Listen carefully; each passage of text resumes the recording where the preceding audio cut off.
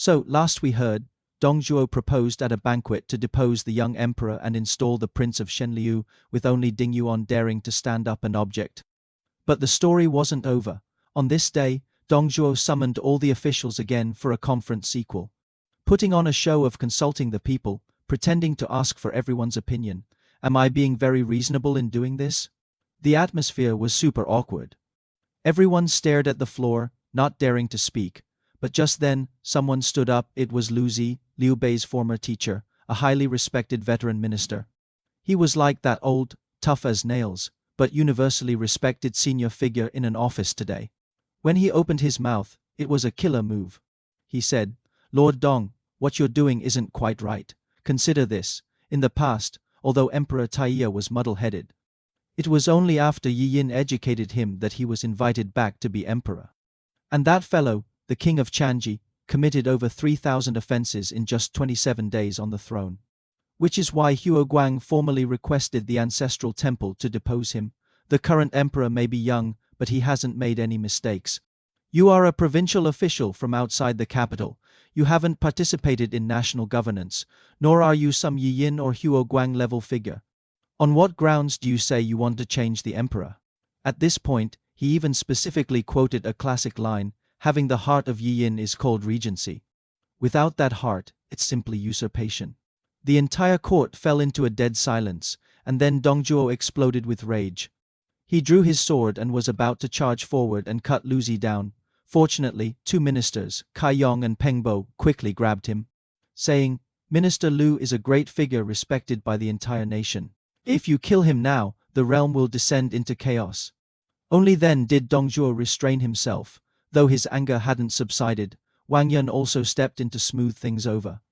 "Such a momentous matter, perhaps it's better to discuss it at court tomorrow. Let's not make decisions after drinking."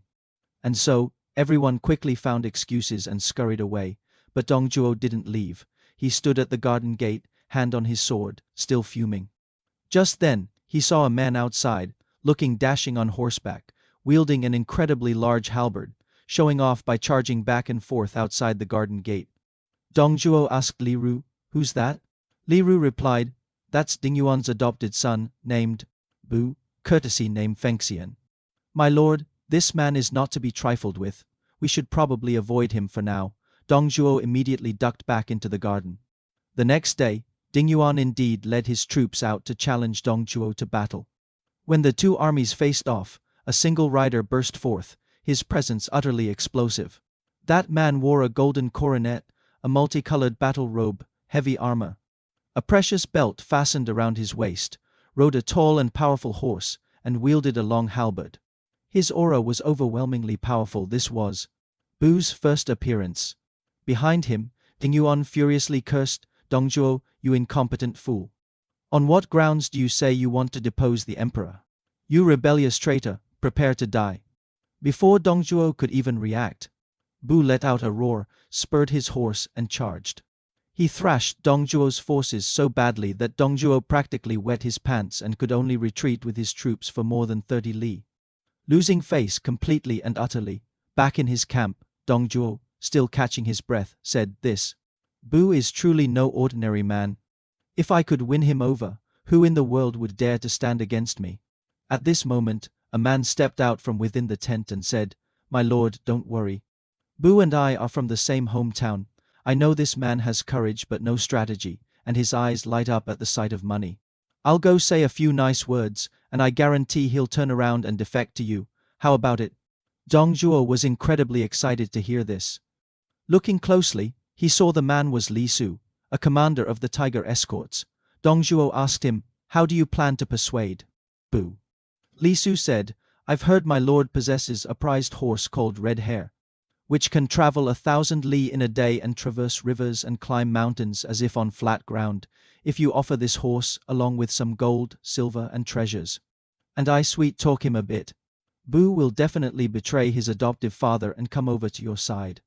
Dongzhuo turned to Li Ru and asked, "What do you think of this idea?" Li Ru coolly replied, "My lord desires the empire. What's a mere horse in comparison?" Dongzhuo immediately gave the order, "Bring Red Hare here, and add 1,000 taels of gold, dozens of pearls, and a jade belt. Give them all to Li Su for his persuasion mission. Li Su, armed with this heap of high-end gifts, went straight to Bu's camp. He was stopped at the gate, but he told the soldiers, quickly informed General, that an old friend has come to see him. When Bu heard it was someone from his hometown, he immediately invited him in. As soon as Li Su saw him, he smiled. "Hey little brother, been well since we last met?"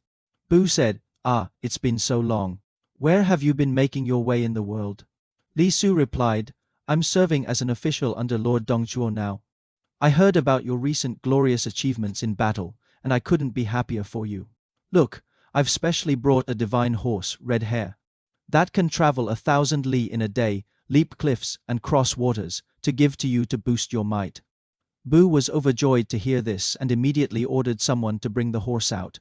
When everyone saw it, the horse was entirely crimson red, like glowing hot iron, without a single differently colored hair. It was one jang about 10 feet or 3 meters long from head to tail, stood 8 chi over 6 feet or nearly 2 meters tall at the shoulder, and its aura was like that of a fire dragon descending from heaven. The entire camp was stunned. This was the famed horse Red Hair, the legendary #1 warhorse under heaven, officially making its debut. You know, this Dongzhuo guy, his ambition for power was immense. As soon as he entered the capital, he wanted to depose the emperor and put his own man on the throne. He gathered a bunch of officials for a meeting, acting all "I'm doing this for the country and the people," and said the emperor was too young, didn't know anything, couldn't govern the realm, and should be replaced by someone more capable. At that moment, an honest man named Lu Zi stood up. He was incredibly brave and directly challenged Dongzhuo to his face. "Aren't you mistaken? In those past examples of deposing emperors, it was because the emperors were truly terrible. And the ones in charge of it were great figures with real ability, like Yi Yin and Huo Guang. Who are you? You're just a local official from out of town. Are you trying to stage a coup?" Dongzhuo was instantly enraged and wanted to draw his sword and cut him down. Luckily, some people held him back, saying, "This man has a great reputation, the whole country knows him. If you kill him now, everyone in the land will fear you. How will you manage then?" The officials quickly made excuses, saying, "We're all drunk today, let's talk about this another day." And everyone scattered, no one wanting to provoke this madman. Dongzhuo was grinding his teeth in anger, standing at the gate wondering how to deal with these people, when he suddenly saw a man on horseback outside, riding back and forth, his posture just like an action movie hero. He asked Li Ru beside him, "Who's that?" Li Ru said, "That's Ding Yuan's adopted son. Bu, a super fierce god of war. You'd better hide and avoid a direct confrontation with him." Dongzhuo thought to himself, "If this man were my subordinate, I'd be invincible." Just then, Li Su jumped out and said, "I know, Bu. This guy has courage but no brains," and his eyes pop open at the sight of money. "Give me a famous horse and some gold and jewels, and I guarantee I can trick him into joining you." Dongzhuo said, "All right then. Bring out that incredible red hair horse, and also give him gold, jewels, and a jade belt." Li Su took these gifts and went straight to find Bu. Bu was thrilled to see Li Su arrive, and when he saw Red Hair, he was completely ecstatic. That horse was incredibly cool, red all over like fire, incredibly fast, with a powerful presence, basically supercar level. Bu's eyes were sparkling as he looked at it, saying, "Such a fine horse. How can I ever thank you enough?" Li Su, with an air of camaraderie, said, "How could I ask for anything in return? We're brothers, right?" Then, his tone shifted. "It's such a waste for you to be following Ding Yuan now. How is he worthy of you? A man like you should find a big boss who can promote you and let you truly shine. In the current court, only Dongzhuo has the ability and power. And most importantly, he's incredibly generous with rewards." Bu was a bit tempted but still hesitated. Li Su immediately brought out the golden treasures Dongzhuo had sent, saying, "Red Hair was also a gift from him, you know. He's heard of your great name for a long time." Bu saw all this and thought, "Wow, this is just too sincere."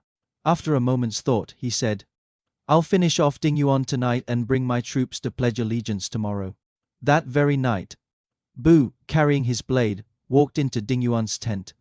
Ding Yuan was still reading a book. He looked up and said, "Oh son, you're here. What's up?" Bu coldly replied, "I am not your son." Then, with one strike, he finished off Ding Yuan. He immediately addressed the troops. Ding Yuan deserved to die, and I've taken care of him. Those who want to follow me, stay. Those who don't, can leave on their own. The next day, he took Ding Yuan's head to see Li Su, who then brought him to meet Dong Zhuo. Dong Zhuo was overjoyed. Having your help is like a drought meeting sweet rain. Bu went straight to calling him adoptive father, and the two became sworn father and son. Dong Zhuo immediately promoted him, showered him with wealth, gave him fine clothes and shining armor. From then on, Bu became his ace enforcer. Not long after, Li Ru said to Dong Zhuo, "The situation is settled. It's time to depose the emperor." So, Dong Zhuo hosted a lavish banquet, invited all the high officials of the court, and while drinking announced, "The emperor is too weak, not fit to be the boss. I'm going to replace him. Anyone who disobeys, I'll chop them down." The entire hall was so terrified no one dared to utter a sound. Until Yuan Shao stood up and objected, "This is rebellion, isn't it? What has the emperor done wrong? You want to depose the legitimate heir from the primary wife and install a younger son from a concubine. This is high treason." Dong Zhuo was furious, slammed the table, and drew his sword. "Today, what I say goes. Let's see if I dare to cut you down." Yuan Shao was no weakling either and immediately drew his sword to face him. What do you think? Bu killing his adoptive father for a horse and a few treasures. Was he an opportunist or a ruthless character living realistically?